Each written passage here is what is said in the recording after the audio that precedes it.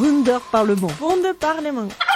Yes, do you have my voice? Bonjour et bienvenue à bord de Wunderpress, la revue de presse européenne du Wunder Parlement en ce 18 octobre 2022 en direct ou presque du Parlement européen de Strasbourg. Strasburgu. Czekamy na ciebie. In Strasbourg.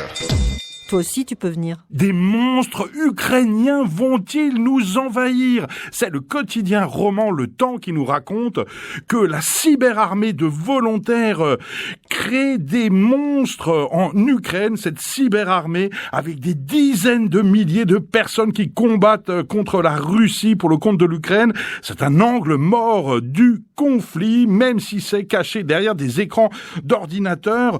Aujourd'hui, nous prévoyons de nous attaquer à autant de cibles que possible parmi les banques et les courtiers russes. Voilà le genre de message que reçoivent les soldats numériques ukrainiens sur la chaîne Telegram. Et un chercheur du Centre d'études de sécurité de l'École Polytechnique fédérale de Zurich se pose la question: que vont devenir tous ces monstres numériques à la fin de la guerre? Vont-ils être recrutés pour attaquer un autre pays, d'autres entreprises? Suspense.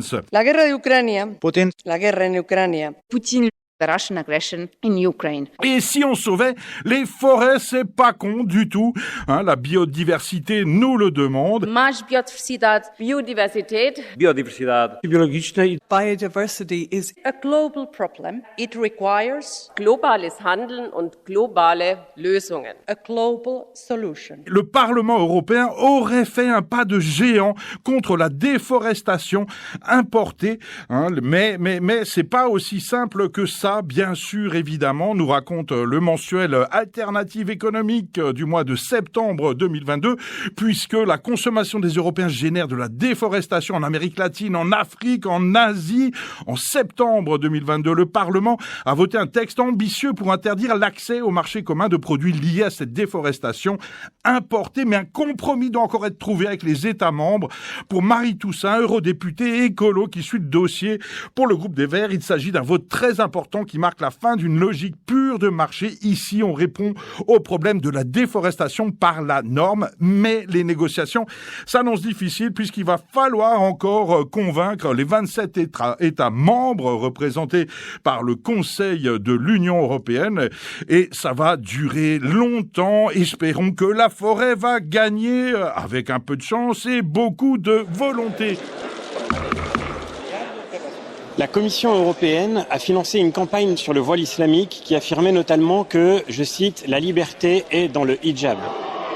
Le voile, le hijab, la burqa, quelle horreur! Cette obsession très française est mise en avant dans Marianne en ce mois d'octobre 2022. C'est l'eurodéputé du PPE François-Xavier Bellamy qui a tenté d'ajouter un paragraphe à une résolution du Parlement sur l'Iran. Objectif: que la Commission européenne ne finance plus de campagnes vantant les mérites du hijab, un projet bloqué par une large partie des eurodéputés de gauche. C'est chaud.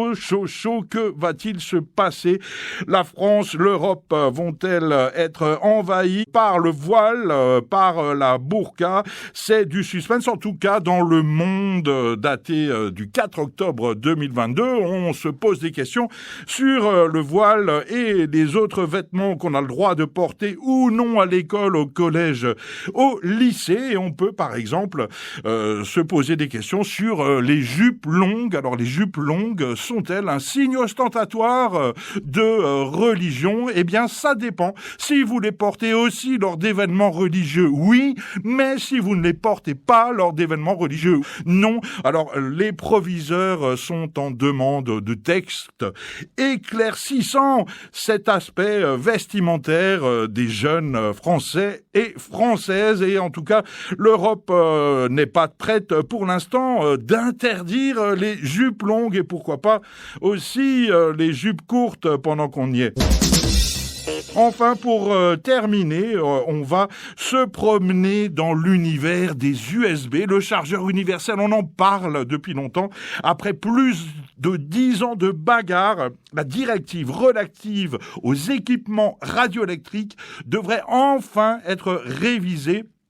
Le passage aux chargeurs et ports de recharge universels de type USB-C devrait permettre d'économiser chaque année plus de 10 000 tonnes de déchets électroniques et près de 1 million de tonnes d'émissions de CO2.